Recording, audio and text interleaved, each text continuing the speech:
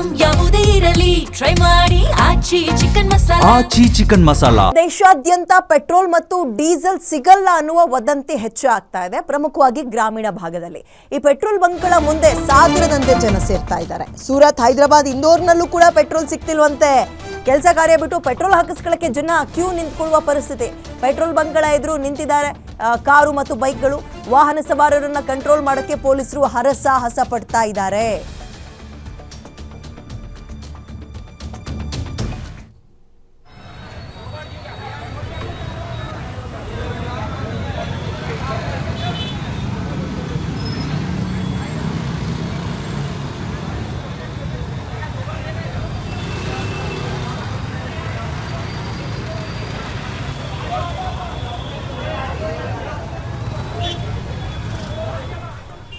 Okay, ನಮ್ಮ ರಾಜ್ಯದಲ್ಲಿ ಮಾತ್ರ ಅಲ್ಲ, ಈ ರೀತಿಯ ಅಭಾವ ಸೂರತ್, ಹೈದರಾಬಾದ್, ಸಿಕಂದರಾಬಾದ್, ಇಂದೋರ್ನಲ್ಲೂ ಕೂಡ ತಲೆದೋರಿದೆ. ಸೂರತ್ನ ಚಿತ್ರಣ ಗಮನಿಸ್ತಾ ಇದ್ದೀರಿ, ಯಾವುದೋ ಜಾತ್ರೆಗೆ ಸೇರಿದಂಗೆ ಜನ ಸೇರ್ತಾ ಇದ್ದಾರೆ.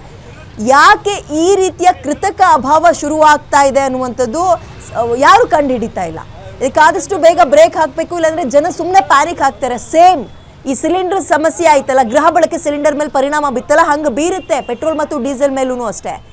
ಅನಗತ್ಯವಾಗಿ ವಾರಕ್ಕೊಂದು 300-350 ರೂಪಾಯಿನೋ ಟೂ ವೀಲರ್ಗೆ ಹಾಕಿಸ್ಕೊಳ್ತಾ ಇದ್ರು ಅಂದ್ಕೊಳ್ಳಿ ಅಂದಾಜು. ಅವ್ರಿಗೆ 600-700 ರೂಪಾಯಿಗೆ ಬರ್ತಾ ಇದ್ದಾರೆ ಅಂದರೆ ಪ್ರತಿದಿನ. ಆಮೇಲೆ ಬಳಕೆ ಮಾಡದಲ್ಲಿರೋ ವೆಹಿಕಲ್ಗಳಿಗೂ ಹಾಕಿಸ್ಕೊಂಡು ನಿಲ್ಲಿಸುವ ಪ್ರಯತ್ನ. ಆಮೇಲೆ ಮನೇಲಿರುವಂತಹ ಕ್ಯಾನ್ಗಳು, ಬಾಟಲ್ಗಳಿಗೆಲ್ಲ ಫುಲ್ ಮಾಡಿಸ್ಕೊಂಡು ಹೋಗ್ತಾ ಇದ್ದಾರೆ. ಯಾಕೆ? ಕಾರ್ ಮನೆ ಮುಂದೆ ಸುಮ್ಮನೆ ಪಾರ್ಕಿಂಗಲ್ಲಿ ನಿಂತ್ಕೊಳ್ತಾ ಇತ್ತು, ಅದನ್ನು ತಗೊಂಡೋಗಿ ಫುಲ್ಫಿಲ್ ಮಾಡಿಸ್ಕೊಳ್ಳುವ ಪ್ರಯತ್ನವನ್ನು ಮಾಡ್ತಾ ಇದ್ದಾರೆ.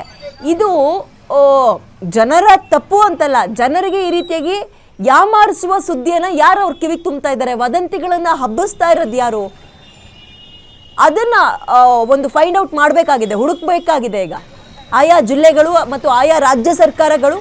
ಇಲ್ಲ ಅಂತ ಹೇಳಿದ್ರೆ ನೋಡಿ, ಈ ರೀತಿಯ ಅಭಾವ ವಿಪರೀತ ಆಗುತ್ತೆ. ಕೆಲಸ ಕಾರ್ಯ ಬಿಟ್ಟು ಬರೀ ಪೆಟ್ರೋಲ್ ಬಂಕ್ನಲ್ಲಿ ದಿನ ಕಳೆಯುವ ಪರಿಸ್ಥಿತಿ.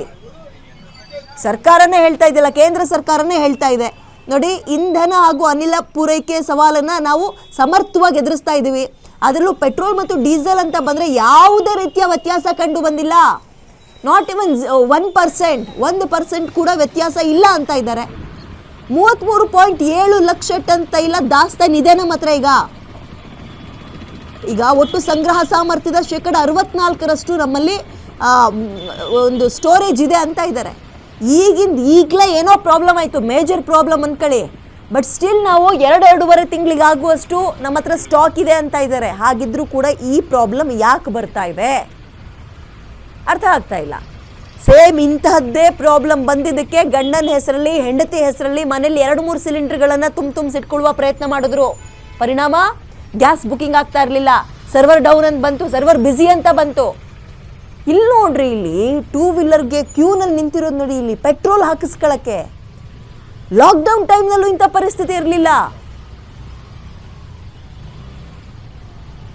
ಇದು ಅನಗತ್ಯ ಎಮರ್ಜೆನ್ಸಿಯನ್ನು ಕ್ರಿಯೇಟ್ ಮಾಡ್ತಾ ಇದ್ದಾರೆ. ಯಾರು ಮತ್ತು ಯಾಕೆ ಅನ್ನೋದು ಪ್ರಶ್ನೆ.